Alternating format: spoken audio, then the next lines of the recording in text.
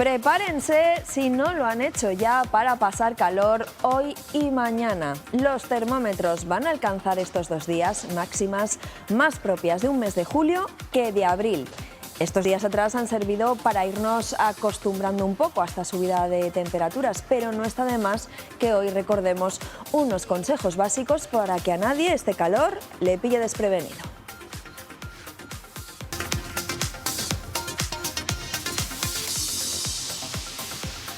Hola, ¿qué tal? Hoy en Estaba Pasando vamos a hablar con la directora de la Agencia de Protección Civil y Emergencias de Castilla y León. Ella nos va a dar las claves para pasar este episodio de calor de la mejor forma posible. Hoy también en el programa nos vamos a hacer eco de la EPA, de la última encuesta de población activa antes de las elecciones del 28 de mayo. Los datos no son buenos. El desempleo suma 15.000 parados más en el primer trimestre en Castilla y León, aquí en la comunidad, aunque la tasa de paro se sitúa por debajo de la media nacional. Todo eso en un día en el que los sindicatos UGT y comisiones obreras han presentado hoy las reivindicaciones que van a llevar a la celebración del 1 de mayo. Subir salarios, bajar precios y repartir beneficios. Ese es el lema para este año. Enseguida nos lo van a contar. Y desde la ONCE nos hacen una advertencia. No podemos distraer a los perros guía mientras caminan junto a una persona ciega. Hacen este llamamiento para que tengamos en cuenta que una distracción del animal puede generar verdaderas situaciones de riesgo para las personas ciegas. Y en el tiempo del análisis, bueno, pues hoy vamos a abordar la situación de los MIR en nuestra comunidad.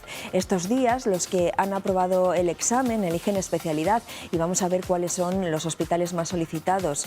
Además, la Consejería ha puesto en marcha un plan para que los que ya han finalizado esa formación, la residencia, se queden aquí en la comunidad. De todo ello hablamos enseguida con nuestros invitados. Aquí comienza Está Pasando.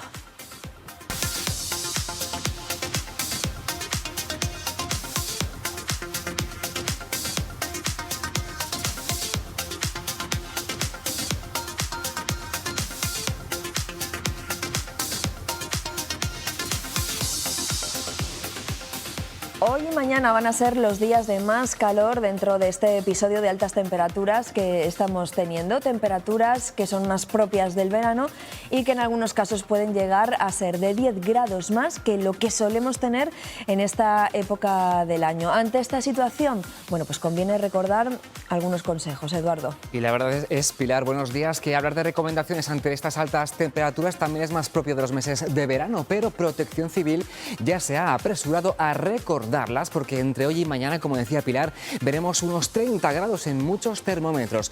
Vamos a repasarlas con la ayuda de la directora de la Agencia de Protección Civil y Emergencias de la Junta de Castilla y León, Irene Cortés. Buenos días. Muy buenos días. Antes de ir al grano, directora, lo primero, ¿alguna vez había tenido que lanzar la agencia estos consejos tan pronto, en abril? Pues la verdad es que no. La verdad es que no lo habíamos tenido que hacer nunca y que es completamente anómalo que hayamos tenido que lanzarlos en esta época. Si bien es cierto que las temperaturas tampoco son las más extremas como para haber declarado la alerta, que no ha sido necesario. Claro, porque hablamos de recomendaciones, consejos, claro, entiendo que tampoco son las mismas que si llevásemos 15 días a más de 35 grados, ¿no? Pero ¿qué es lo más importante que tenemos que tener en cuenta estos días de más calor del habitual? Pues sí que coinciden, son prácticamente las mismas. Hay que tener muchísimo cuidado en las horas centrales del día, que es cuando más temperatura se acumula, para no hacer actividad física en esas horas centrales del día. Se recomienda también llevar ropas que tengan colores claros y sobre todo beber agua, aún sin tener sed, porque el cuerpo se va deshidratando sin darnos cuenta, ¿no? Y luego la parte que es ya un poco más, digamos, delicada, que es ante los golpes de calor que se pueden llegar a producir. En estos casos hay que apartar al paciente o al afectado y retirarle a una zona de sombra, retirarle las prendas y refrescar tanto su frente como sus axilas. Y lo que es muy importante es nunca sumergir a una persona con golpe de calor en agua fría, porque podríamos provocarle un shock. En cualquier caso, llamar al 112, ¿no? ¿En qué casos, cuándo se produce esa circunstancia en la que sería necesario llamar al 112? Bueno, pues cuando se produce sobre todo un golpe de calor y ya es fuerte, se producen convulsiones, pérdida de conocimiento, ya es recomendable, no es casi obligatorio llamar al 112 para que reciba sanitariamente aquellos cuidados que sean oportunos en ese momento. Pero vamos, en cualquier caso, ante cualquier emergencia o ante cualquier circunstancia que a alguien le pueda parecer una emergencia, hay que llamar al 112. No hay que esperar a que se produzcan, en este caso, esas convulsiones para llamar al 112. Cuando alguien tenga la más mínima duda de que está o puede estar ante una emergencia, llamar al 112 siempre. Por último, también seguimos en peligro en medio de incendios forestales. Hemos sabido esta mañana que al menos una semana más en Castilla y León. ¿Algún paisano saldrá estos días al campo o al monte? ¿Qué es lo que está prohibido hacer ahora mismo en nuestra comunidad? Pues también hemos incluido, en relación a este riesgo medio que tenemos de incendios en nuestra comunidad, unos consejos en términos de medio ambiente y de autoprotección que son los siguientes, son muy sencillos. En el caso de ir por el monte con un vehículo que pueda provocar chispas, pues, evitarlo en la medida de lo posible para poder evitar también ese posible incendio. Por supuesto, no hacer fuego en el monte bajo ninguna circunstancia y bueno, pues hay algunos residuos, sobre todo los plásticos, que pueden hacer efecto lupa, que en aquellas excursiones que hagamos al monte, pues debemos siempre, en toda circunstancia, no dejar residuos de nuestro paso por el monte, pero en esta situación sí cabe muchísimo más. Pues a tenerlo todos muy en cuenta este fin de semana de temperaturas altas y recomendaciones más típicas también de julio que de abril. Irene Cortés, directora de la Agencia de Protección Civil y Emergencias de la Junta de Castilla y León. Gracias por acompañarnos un día más. Gracias a vosotros, siempre es un placer. Muchas gracias. Igualmente. Y seguimos con más cuestiones de actualidad sobre el crimen machista de Ávila. Seguimos a la espera de que el supuesto asesino de María Encarnación pase a disposición de la justicia. El hombre que intentó suicidarse está en el hospital detenido, custodiado por la policía, y de su evolución depende también su paso, como decimos, ante el juez. De momento, hoy hay nuevas muestras de repulsa, como estas que estamos viendo, correspondientes a la jornada de ayer. En Ávila, por ejemplo, como cada último jueves de mes, hay una concentración contra la violencia de género que hoy, lógicamente, estará más dedicada a este último crimen. En lo que va de año, 2 mujeres han sido asesinadas en Castilla y León, 13 en España como violencia de género.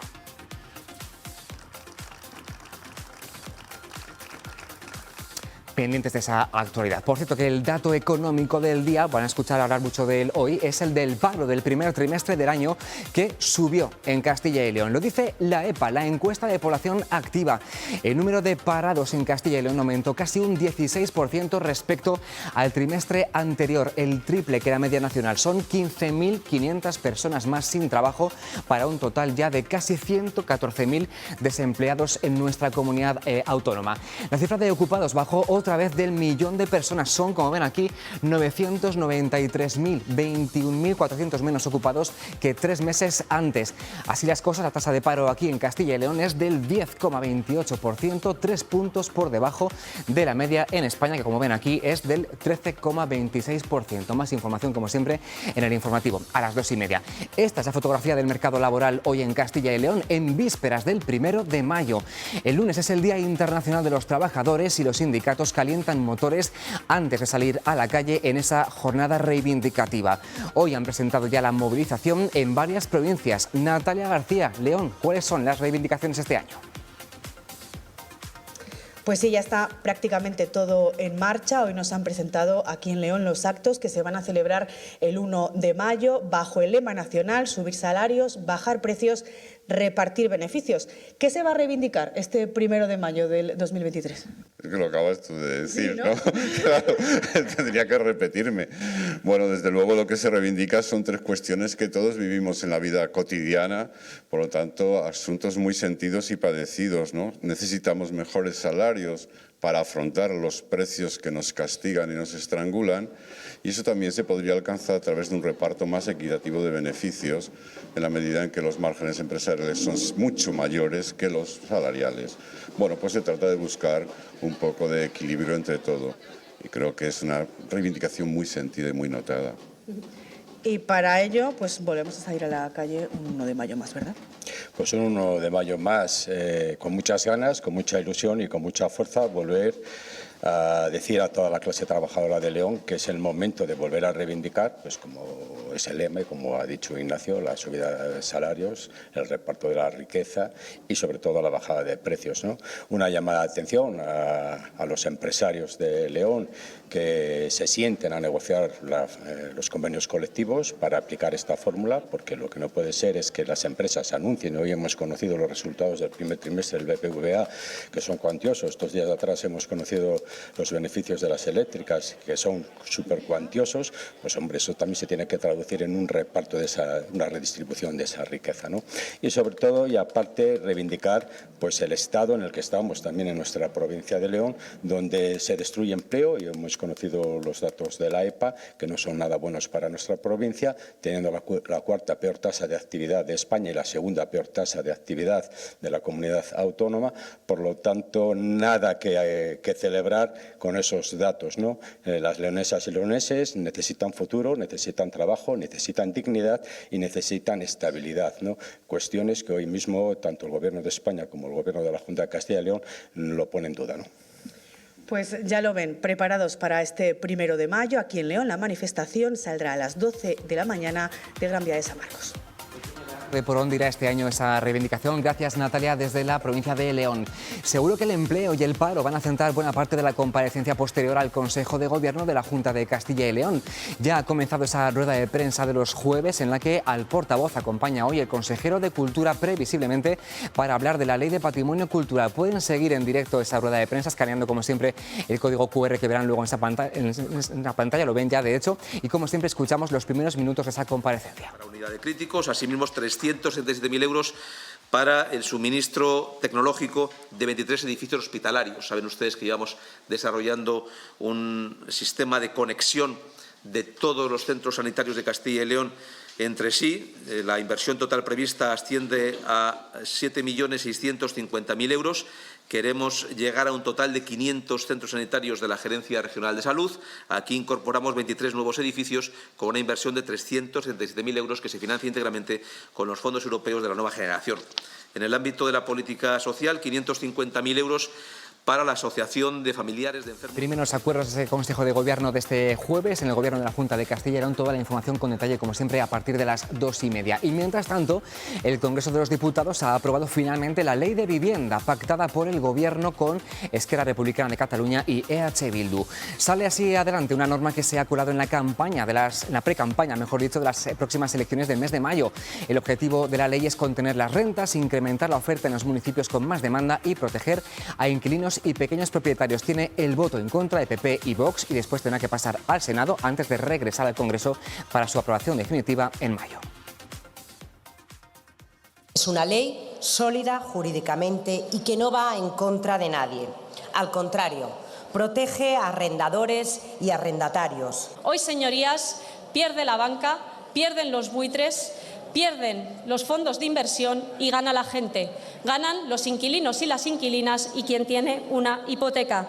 Ustedes confunden regular la función social de la propiedad con avasallar la propiedad y avasallar al propietario. No hace falta esta ley de vivienda. Lo que hace falta es construir vivienda, pero vivienda de verdad, no humo. Esta ley bendice la ocupación porque dificulta el proceso de recuperación de la vivienda y consolida a España como un país paraíso para los ocupas. Bueno, y hoy tenemos visita real aquí, en Castilla y León. El rey Felipe VI está en el refugio El Mellizo, en Navacepeda de Tormes, en la provincia de Ávila, para visitar el Seprona, el Servicio de Protección de la Naturaleza de la Guardia Civil. Es la primera vez que Felipe VI se acerca a conocer la labor de este cuerpo de la Guardia Civil. Lo acompaña el presidente de la Junta de Castilla y León, el ministro del Interior, la directora general de la Guardia Civil y la delegada del Gobierno en Castilla y León, que lo han recibido en el que es este primer acercamiento a este cuerpo de la Guardia Civil. El alcalde de San Juan de Gredos, ayuntamiento al que pertenece la entidad de Navacepeda, le ha entregado además el bastón de mando.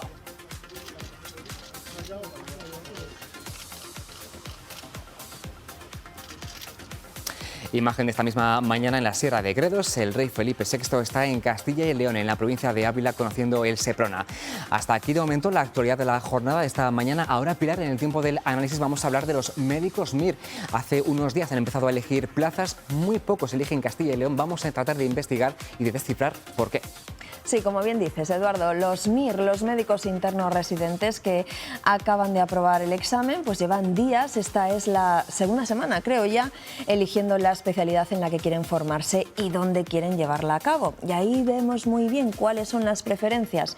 En la primera semana han elegido plaza casi 3.200 aspirantes y de ellos algo más de un centenar eligieron hospitales de Castilla y León. Los de Salamanca y Valladolid, bueno, pues fueron los preferidos. En el otro lado están los de Ávila, Segovia, Soria, Zamora y El Bierzo, que no han asignado ninguna plaza en los primeros días. Eso habrá cambiado a estas alturas, pero nos da una impresión y ciertas pistas. También nos vamos a fijar en las especialidades más y menos demandadas. Entre las que menos, pues la atención primaria.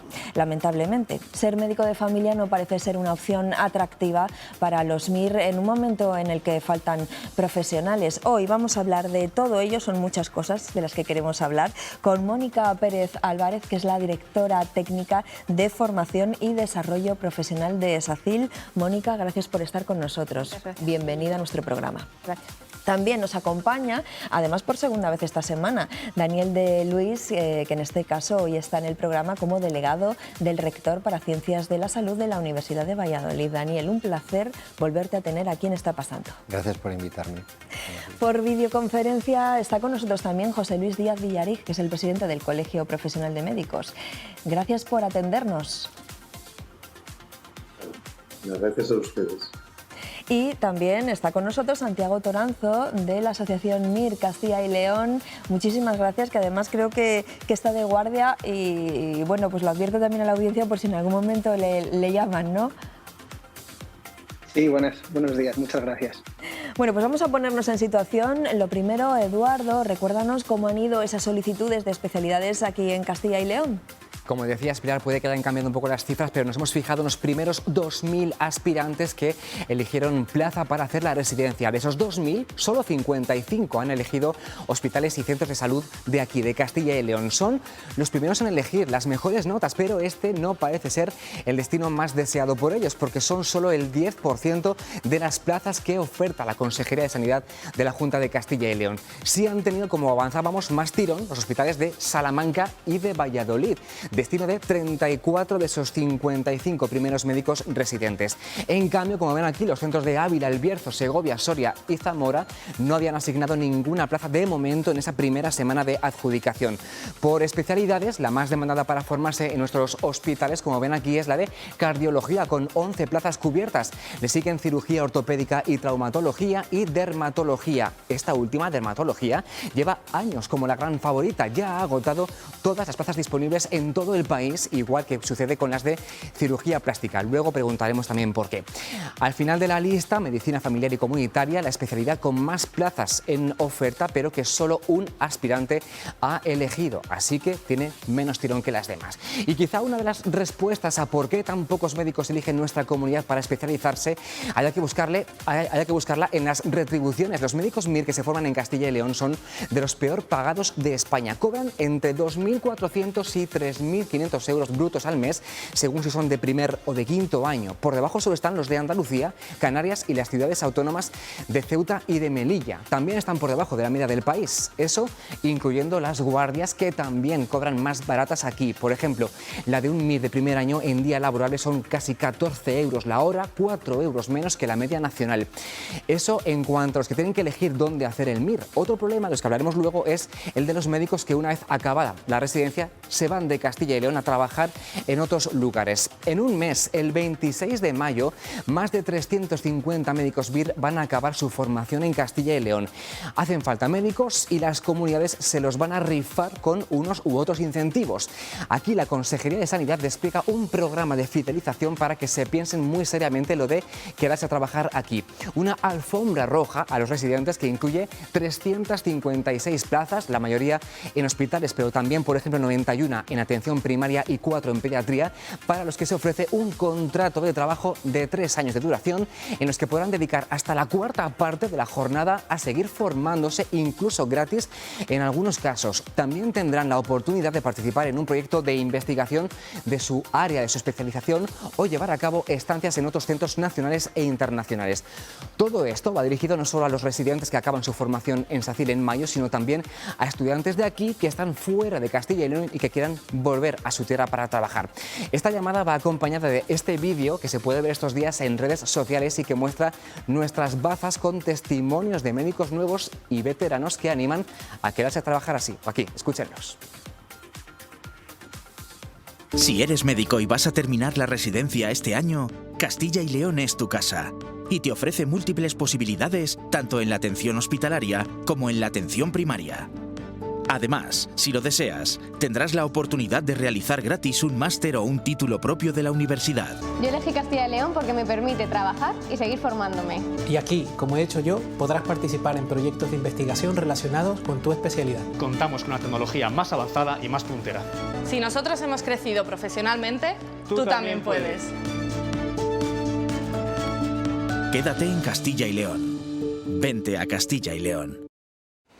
Bueno, pues vamos a empezar por ahí, por ese plan de fidelización, Mónica, que ya se estaba llevando a cabo, pero que entiendo que se refuerza para intentar atraer, como decía nuestro compañero Eduardo, a los posibles residentes de otros territorios y a los que están aquí, que se han formado aquí, que no se vayan a otras comunidades, ¿no, Mónica? Efectivamente, esa es la mayor novedad del programa de este año, que efectivamente es más ambicioso que otros años. Otros años lo que queríamos era que los profesionales, los residentes que se forman con nosotros se quedaran y pasaran de personal en formación a profesionales en nuestro servicio de salud, y este año lo hemos ampliado a todo el territorio nacional. En primer lugar, por aquellos que vean atractivo este programa, porque es cierto que tiene unos incentivos a mayores de lo que es simplemente un contrato asistencial, pero también porque hay castellanos y leoneses que han realizado su residencia fuera y que por arraigo quieren venir.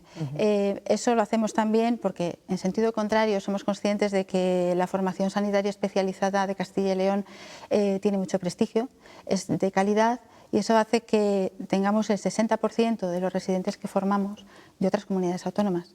Esos residentes queremos que se queden con nosotros, con este programa, pero somos conscientes de que también algunos querrán volver a su tierra. Entonces, bueno, se trata de atraer a los más que podamos. Pero si se hace un programa de estas características es porque me imagino que faltan profesionales, ¿o qué es lo que hay detrás? ¿Por qué surge esto? Faltan profesionales. Efectivamente, estamos en un momento en el que hay una carencia de especialistas, ya no solo en Castilla y León, no es un problema nuestro, es un problema de toda España. Ocurre lo mismo en todas las comunidades autónomas, ya sea por unas características o por otras. En nuestro caso puede ser la dispersión geográfica, pero cada comunidad autónoma tiene sus particularidades y en todas ellas ocurre. Por eso hay que establecer este tipo de medidas, ¿no?, que favorezca la retención de profesionales. Hay otras medidas que desde la Consejería de Sanidad, el consejero de Sanidad Alejandro Vázquez ha reiterado en muchas ocasiones, que no dependen de nuestra comunidad autónoma porque son competencias estatales, pero es cierto que también hay muchos licenciados en medicina que acceden al examen MIR y que no superan la nota de corte. Ahí tenemos una bolsa de unos 4.000 profesionales con vocación y que no pueden acceder, y que sería muy interesante que también pudieran acceder a una plaza MIR, que fuera un sistema no de selección sino de ordenación, y así pues un poco dar ese tapón. Ahora enseguida vamos a hablar también de ese punto. Les voy a preguntar al resto de invitados cómo valoran ese plan de fidelización. ¿Servirá esto, bueno, pues para atajar ese problema de déficit de profesionales? Bueno, pues nosotros lo valoramos positivamente. Nosotros nos encargamos de formar a esos alumnos de medicina que luego eligen el MIR. Entonces, todo lo que sea que esa inversión en tiempo de 6 años de formar en nuestras facultades públicas a médicos y que luego se queden en nuestra tierra, pues es bienvenido, porque al final lo que intentas es, durante 11 años que suele durar la formación de estos profesionales hasta que están en el mercado laboral, tenga un retorno para Castilla y León. Entonces este programa nos va a permitir quedarnos con los mejores y atraer a los que desgraciadamente no pudieron hacer medicina en Castilla y León y tuvieron que irse a hacer medicina a otra comunidad autónoma y probablemente se hayan quedado ahí hacer la residencia, que ese es otro problema, que es, como dice la directora técnica, generalizado en toda España. Desde el Colegio de Médicos, el Colegio Profesional de Médicos de Castilla y León, José Luis Díaz Villariz, ¿cómo lo valoran? ¿Echan en falta algo que podría haberse incluido en el plan o no? ¿Cuál es su valoración de este plan de incentivos para que se queden aquí en Castilla y León esos MIR que se han estado formando? Es de las comunidades que tiene unas condiciones laborales y económicas por encima de la media nacional. Por lo tanto, razones laborales y económicas no son. El esfuerzo que ha hecho la Consejería en este año es un esfuerzo grandísimo y, lógicamente, debería de dar los resultados pertinentes. Ahora, también es cierto que a Castilla y León no la vamos a cambiar, es como es. Y las razones sociales y familiares que los médicos tienen, aparte de los profesionales, pues ponen en su punto de vista del colectivo médico, pues que vayan a donde ellos quieren. Hay sitios más atractivos para los médicos, que muchísimos de los médicos que han estudiado y que han trabajado y que han hecho el MIR en esta comunidad no son de esta comunidad. Por ejemplo, los que se están colegiando en este momento en León, pues muchos de ellos son de León. Quiere decir que tienen razones sociales y familiares para quedarse aquí. Por lo tanto, es un tema difícil y probablemente pues, los resultados serán equivalentes o parecidos a los años anteriores. Pero tenemos un problema y vuelvo a repetir, no es un problema para la fidelización y después podemos hablar del tema de los residentes también, un tema laboral y económico, porque Castilla y León, dentro del ámbito laboral y económico, es de las comunidades que están de la media para arriba con respecto al resto de España. O sea, que no es un problema de salarios, de sueldos. No sé qué tiene que decir Santiago Toranzo. ¿Cómo ve? ¿Qué hay detrás de que esos profesionales se vayan a otros territorios a trabajar? ¿Cómo lo ve usted? Bueno, yo pienso, igual que decía el doctor Villariz, que hay situaciones por encima de lo profesional, situaciones personales que hacen que otros lugares sean más atractivos. Al final, las ciudades de Castilla y León, las grandes, sí que son buenas ciudades para ir para gente más joven, pero quizás otras, como es mi caso, que estoy en Ponferrada, que estoy encantado, pero bueno, quizás no sea el sitio mejor para pasar los años de juventud. Pero sí que lo que sí que creo que es el programa, a mí me parece que es extraordinario, es muy, muy atractivo. De hecho, yo he solicitado formar parte del programa y espero entrar.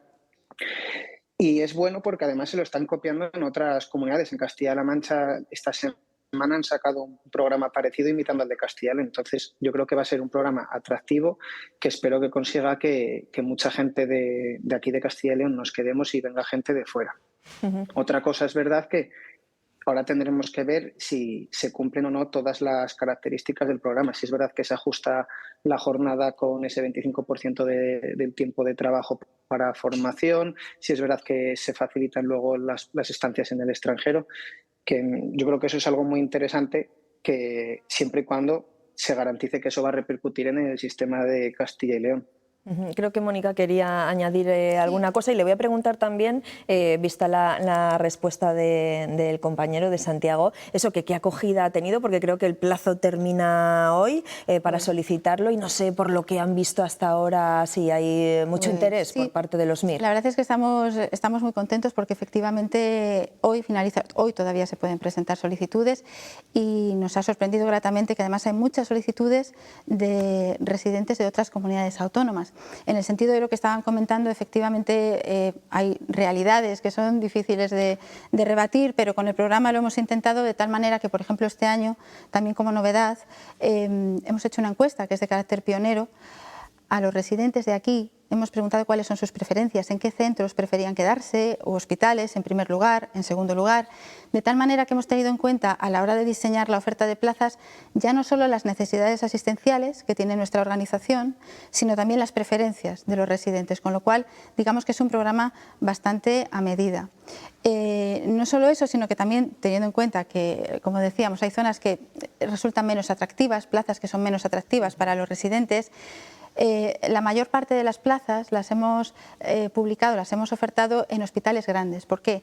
Porque los residentes tienen la posibilidad de estar en un centro que les ofrece pues las tecnologías más avanzadas, las técnicas más avanzadas, formación, investigación, tienen todo eso, pero a su vez tendrán un porcentaje de su jornada asistencial, hasta un 30%, que la desarrollarán en otros centros más pequeños. De esa manera intentamos cubrir las necesidades asistenciales de esos centros, pero ellos cuentan con todos esos beneficios que, como bien ha dicho Santiago, efectivamente sí que son esos y son reales. Quiero decir que efectivamente van a tener la posibilidad de hacer un máster en cualquier universidad de Castilla y León o de fuera, si no hubiera aquí esos estudios, que es gratuito para ellos porque está financiado por la Consejería de Sanidad.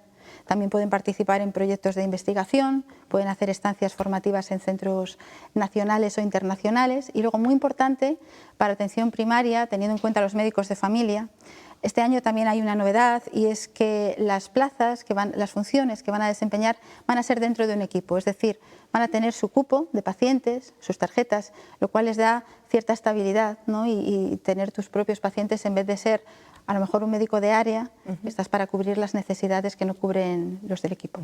Bueno, pues todo ese plan para intentar que esos MIR que ya se han formado, que han terminado su residencia, bueno, pues que se queden en Castilla y León. Claro, luego nos vamos a ir al inicio, cuando ya han aprobado el examen. Vamos del final hacia adelante.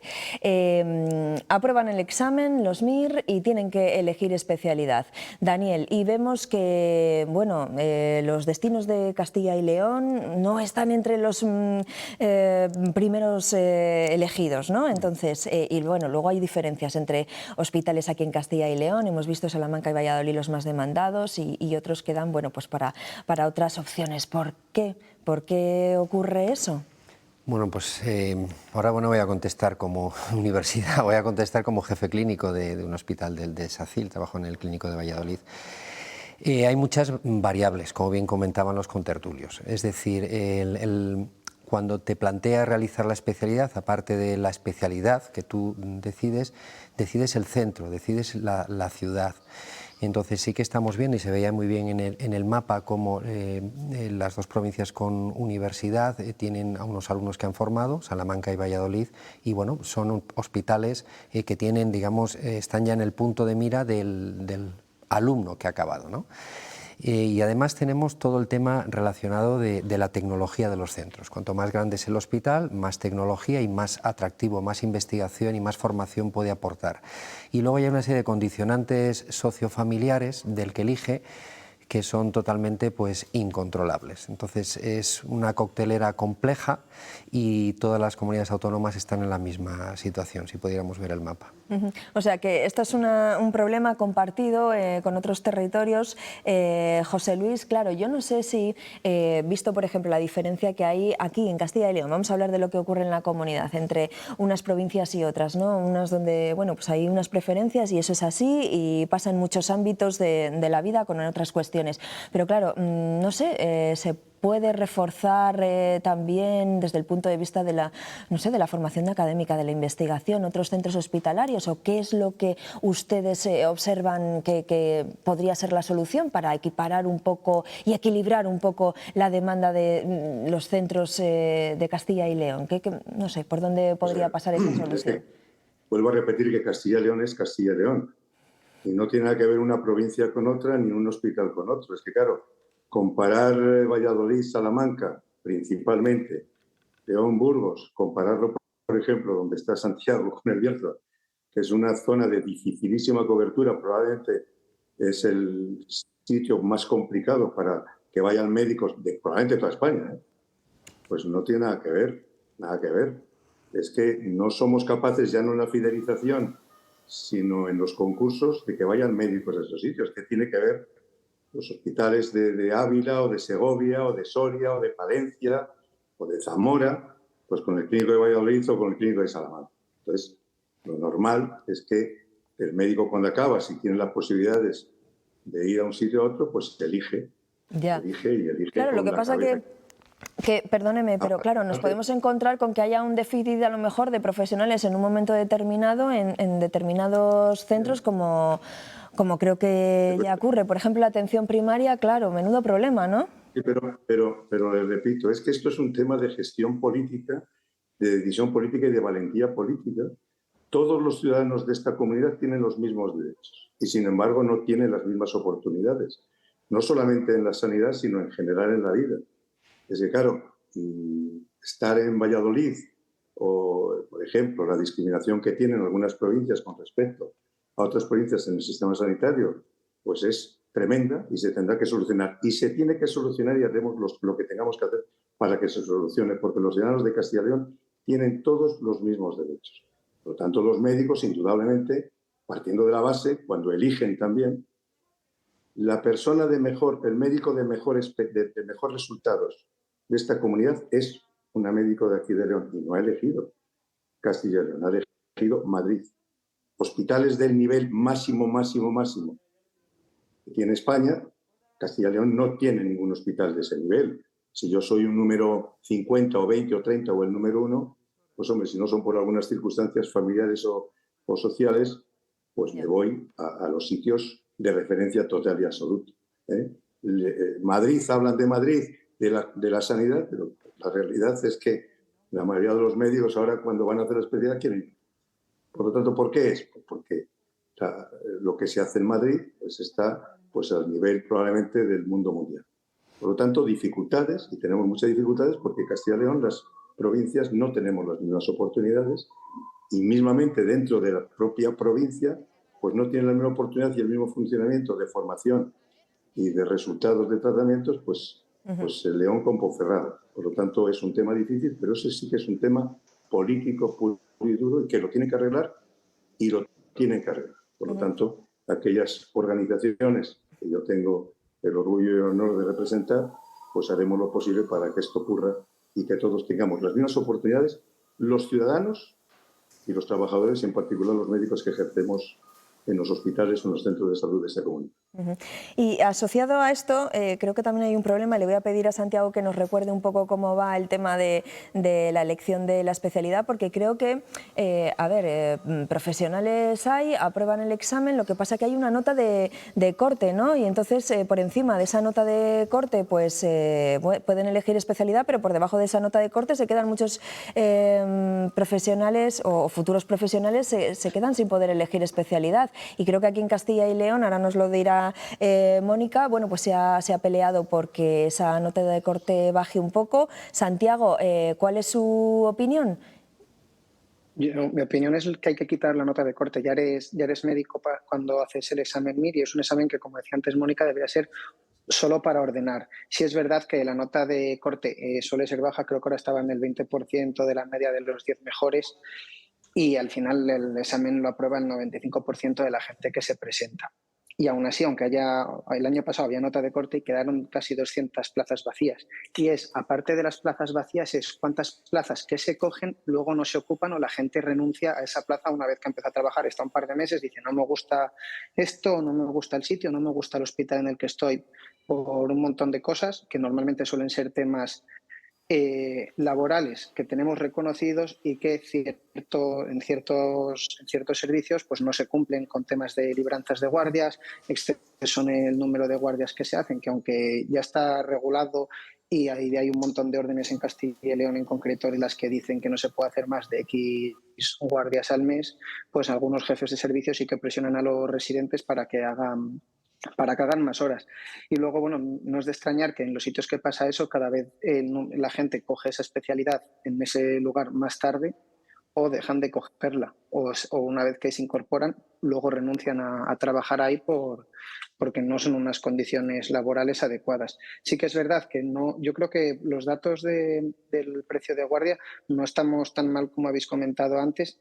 No obstante, no somos de los peores, tampoco de los mejores, y todo es mejorable. Que estar en la media no tenía que ser ningún éxito. Teníamos que estar siempre, como todo, nosotros en la medicina siempre buscamos la excelencia, también nos gustaría buscar la excelencia en la hora del precio de guardia, tanto residentes como todos los médicos. Pero sí que es verdad que tampoco podemos decir que en Castilla y León tenemos unas malas condiciones, porque no es cierto.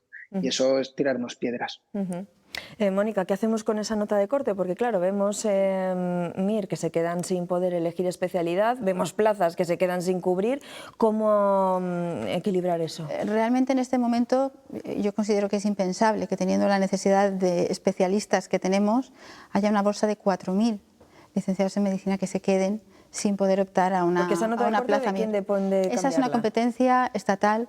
Se le ha reiterado en numerosas ocasiones al Ministerio de Sanidad por parte de la Consejería que se eliminara esa nota de corte, porque ya no es que formemos más médicos en la universidad, es que una vez que se forman se quedan ahí estancados. Entonces, es cierto que debería ser un sistema simplemente de ordenación para que luego pudieran acceder a las plazas, porque, como bien dice Santiago, no solo es que pasen el examen, es que durante la residencia son constantemente evaluados, con lo cual tampoco sería necesario tener esa nota de corte. Y en relación con lo que ha comentado Santiago de las condiciones económicas y de las guardias, efectivamente tiene razón en que no estamos tan mal, y de hecho el último acuerdo en 2020 que se firmó fue para mejorar las condiciones de los residentes, ya no desde el punto de vista solo económico, sino también condiciones laborales.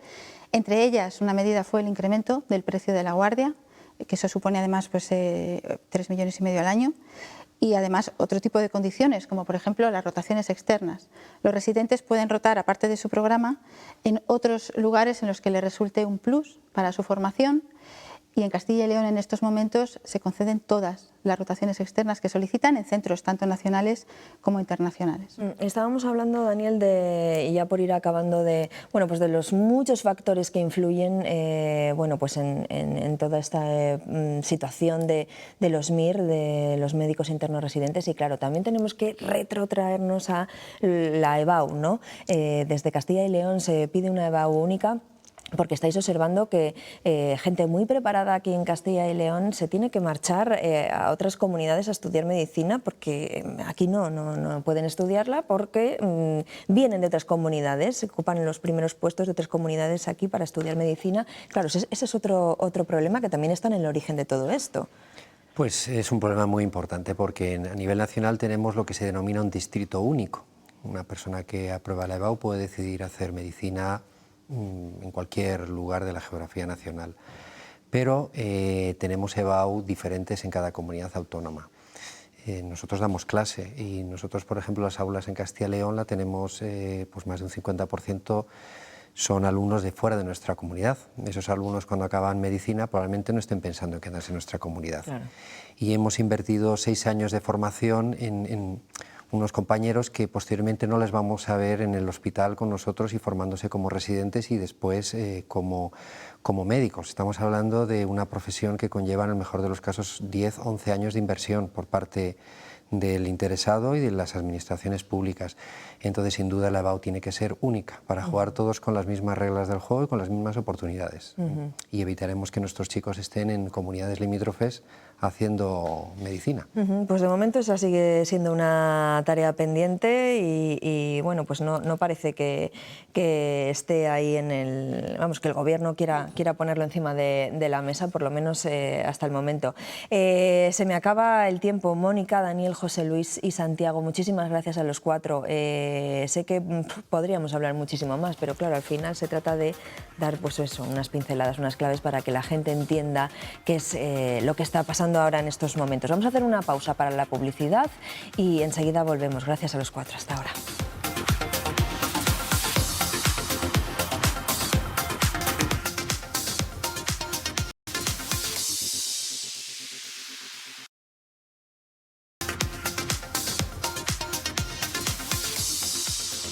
Seguimos aquí en Está Pasando, y seguro que en alguna ocasión se han cruzado en la calle con una persona ciega que llevaba un perro guía, y seguro que han tenido la tentación, de esos animales que son tan tranquilos, tan pacientes, pues hacerle algún cariño, acariciarlo.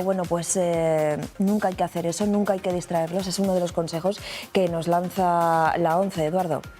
Sí, Pilar, porque seguro que mucha gente de la que está viéndonos ahora en casa le gustan mucho los animales y son de los que cuando ven un perro cerca se acercan un poquito más para interactuar con él o jugar. Pero sepan que si es el perro de una persona invidente, lo que hacen es distraerlo de su trabajo, que es guiar a su dueño. Si pudiera, el perro les diría, ahora no, estoy guiando. Y ese es el lema del Día Internacional del Perro Guía. Y Ana Martínez, buenas tardes, estás con uno en Valladolid. Así es, compañeros, tiene tanta importancia el perro guía que hasta tiene un día internacional y hoy les queremos presentar a uno de ellos. Es Elliot, tiene 12 años y lleva 11 guiando, como no podía ser de otra manera, a Jaime, que tiene 36. Buenos días, Jaime. Muy buenas, ¿qué tal? Encantado de estar con vosotros. Nos contabas que antes de tener a Elliot en tu vida te manejabas con bastón. ¿Qué seguridad te ha dado Elliot en tu vida? Bueno, pues un perro guía la verdad que proporciona mucha autonomía a la persona ciega, porque llega mucho más rápido a los sitios, te da mucha seguridad a la hora de poderte desplazar de un sitio a otro. No te atreves más a salir porque no tienes que estar pendiente de memorizar cada recorrido al 100%, porque el perro te ayuda mucho en eso. Sí que es verdad que la persona tiene que saber por dónde va y tiene que tener buena orientación, pero es verdad que el perro la verdad que es un pilar fundamental.